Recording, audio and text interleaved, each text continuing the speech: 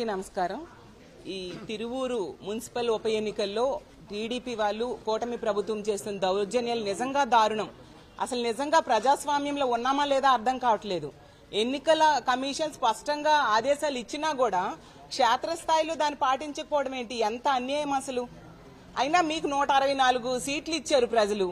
ఇవి వైఎస్ఆర్ కాంగ్రెస్ పార్టీకి ఇచ్చిన సీట్లలో మున్సిపల్ ఎన్నికల్లో ఇలాంటి దౌర్జన్యాలకు పాల్పడడం ఎంతవరకు సమంజసం? ఆ తిరువూరు మున్సిపాలిటీలో తీసుకుంటే 17 మా పార్టీ గెలిచాము, 3 ఏమో వాళ్ళ పార్టీ వాళ్ళు గెలిచారు. స్పష్టంగా మా మెజారిటీ కనిపిస్తూ ఉంది. ఎంత దౌర్జన్యంగా మా వాళ్ళని లాక్కొని ఆ మున్సిపల్ ఉప ఎన్నికల్లో గెలవాలనుకోవడం అసలు న్యాయమేనా? ఎంత రెడ్ బుక్ రాజ్యాంగం అమలుకి మీరు ప్రయత్నిస్తారు? అంబేద్కర్ గారు రాసిన రాజ్యాంగం ఉన్న దేశంలో మనం బ్రతకట్లేదా? ఇప్పటికి జరిగిన అన్ని ఉప ఎన్నికల్లో కూడా ఇదే విధంగా వ్యవహరిస్తున్నారు. మననే విశాఖపట్నం మేయర్ ఎన్నికల్లో తీసుకుంటే అదే విధంగా స్పష్టమైన మెజారిటీ వైఎస్ఆర్ కాంగ్రెస్ పార్టీకి ఉన్నా కూడా దౌర్జన్యంగా మా కౌన్సిలర్ని, మా కార్పొరేటర్స్ ని తీసుకోవడం జరిగింది.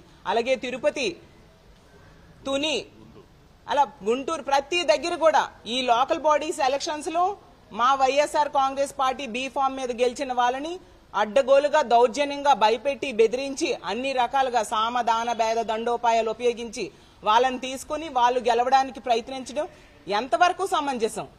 మీకు ఇచ్చిన సీట్లు సరిపోవా? ఇది న్యాయమేనా?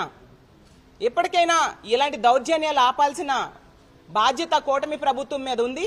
ఈ తిరువూరు మున్సిపల్ ఉప ఎన్నికల్లో ఈరోజు ఖచ్చితంగా మా కార్పొరేటర్స్ కి రక్షణ కల్పించమని రాష్ట్ర ఎన్నికల అధికారి అయిన నీలం సాహ్ని గారిని మేమందరము వెళ్లి విన్నవించుకోవడం జరిగింది.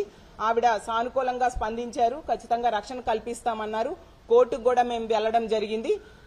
మనం ప్రజాస్వామ్య దేశంలో ఉన్నాము కాబట్టి ప్రజాస్వామ్యాన్ని కాపాడాల్సిన బాధ్యత ప్రభుత్వం మీద ఉంది. కాబట్టి దీన్ని మేము ఖచ్చితంగా పోరాటం చేస్తాం, ఎలాంటి దౌర్జన్యాలను అడ్డుకుంటామని తెలియజేస్తూ ఉన్నాము.